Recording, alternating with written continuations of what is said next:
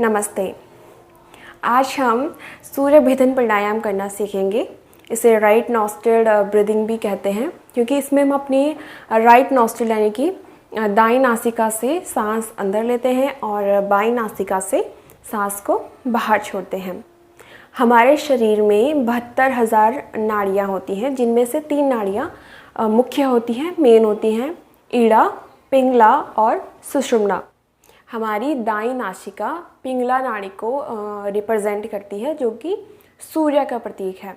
अब जैसे कि सूर्य अपनी ऊर्जा और अपनी गर्मी के लिए जाना जाता है, उसी प्रकार इस प्राणायाम को करने से आपके शरीर में गर्मी उत्पन्न होती है, ऊर्जा उत्पन्न होती है। इसलिए इस प्राणायाम का अभ्यास सर्दियों में किया जाता है, जिससे ये सर्दी को दूर करता है। इस वीडियो में मैं आपको सूर्य भेदन प्राणायाम करने का सही तरीका और इसके लाभ, किन रोगों में ये प्राणायाम लाभकारी है और इसके लिए सावधानियाँ, यानी किन लोगों को ये प्राणायाम नहीं करना है, ये सारी जानकारी आपको दूंगी। तो वीडियो को शुरू से लेके लास्ट तक ज़रूर देखें। अब सबसे पहले जानते हैं कि किस आसन में बैठकर आपको ये प्राणायाम करना है। तो इस इस प्राणायाम को करने के लिए आप किसी भी ध्यानात्मक आसन जैसे सुखासन, पद्मासन या सिद्धासन, किसी भी आसन में बैठ सकते हैं और चेयर में बैठकर भी ये प्राणायाम आप कर सकते हैं। बस आपको अपनी कमर सीधी रखनी है। फिर धीरे से अपनी आंखें बंद कर लें। अपने दाएं हाथ को अपने दाएं घुटने के ऊपर इस तरह से ज्ञान मुद्रा बनाकर रखें। ज्ञान मुद्रा को अपनी अंगूठे के टिप से तर्जनी उंगली के टिप को आगे वाले भाग को इस तरह से मिला लें और बाकी की तीनों उंगलियों को आपको सीधा रखना है। इस तरह से ज्ञान मुद्रा बनाएं और अपने दाएं घुटने पे रख दें। अपने दाएं हाथ की तर्जनी और मध्यमा उंगली को अंगूठे की तरफ इस तरह से फोल्ड कर लें। बाकी की तीनों उंगलियां सीधी रखें और अपनी हथेली को अपने तरफ इस तरह से रखें। अब जान लीजिए कि करना क्या है। आपको अपनी दाईं नासिका से सांस अंदर लेना है, यानी कि राइट जो आपकी नॉस्ट्रिल है उससे आपको इनहेल करना है और लेफ़्ट से एक्सहेल करना है। इसी तरह से आपको ये प्राणायाम 10 से 15 बार करना है। हम 10 बार ही अभी इसका अभ्यास करेंगे। अब धीरे धीरे इसका अभ्यास बढ़ाएं। चलिए, अब अपनी आंखें बंद कर लें। अपनी लेफ़्ट वाली नोस्ट्रिल को बंद कर दें, बाईं नासिका को बंद करें और दाईं से सांस अंदर लें।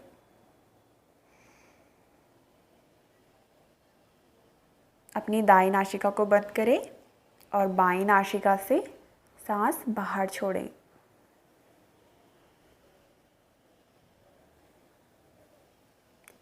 फिर बाईं नासिका को बंद करें और दाईं नासिका से सांस अंदर लें।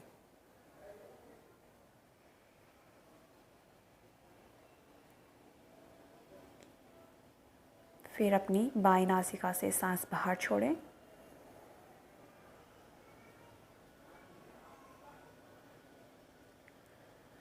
लंबा श्वास अंदर लें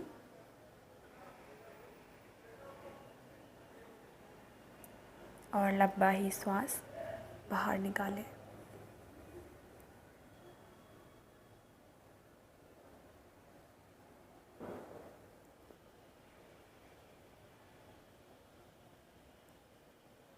Inhale, exhale,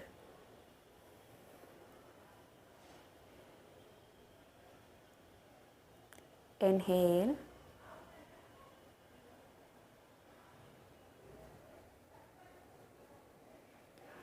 exhale,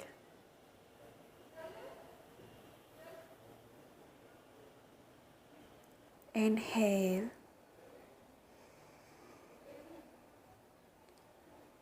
exhale,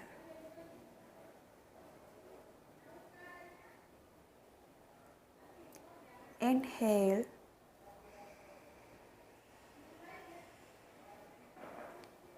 exhale,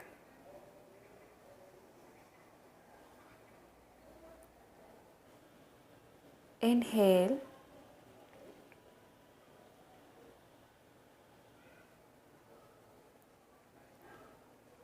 exhale,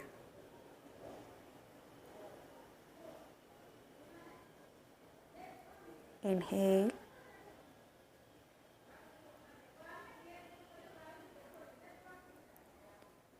exhale,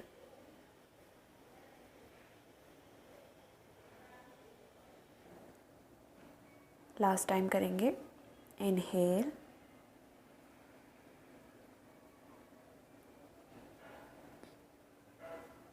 exhale,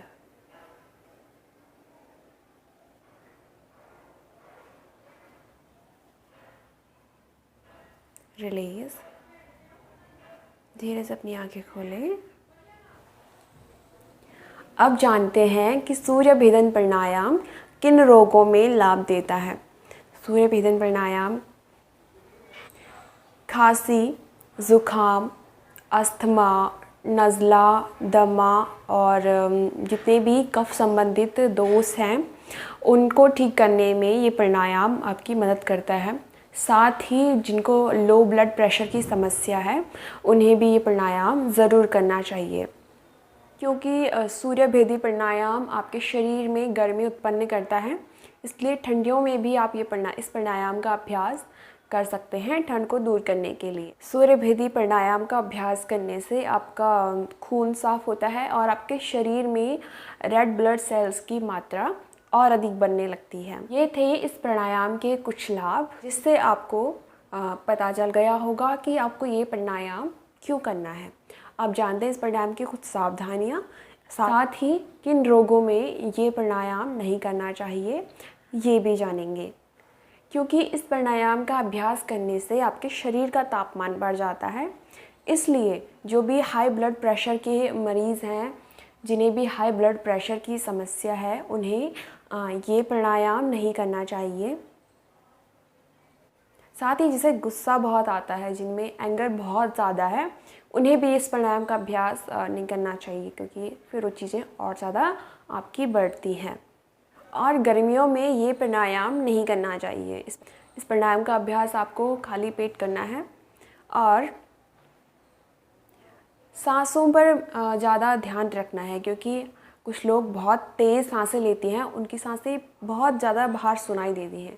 तो ध्यान रखिए कि सांसें आपको बहुत आराम से लेनी है, आपको खुद को सुनाई ना दे, बस महसूस करना है अपनी सांसों को। इस तरह से आपको सांस लेनी और छोड़नी है। ये था आपका सूर्य भेदन प्राणायाम, इसके लाभ और सावधानियाँ, किन रोगों में ये प्राणायाम करना चाहिए, किन लोगों को ये प्राणायाम नहीं करना चाहिए, ये सब मैंने आपको इस वीडियो में बताया। उम्मीद है ये आपको मदद करेगी, आपको पसंद आई होगी। फिर मिलेंगे दूसरे टॉपिक पे, तब तक के लिए नमस्ते।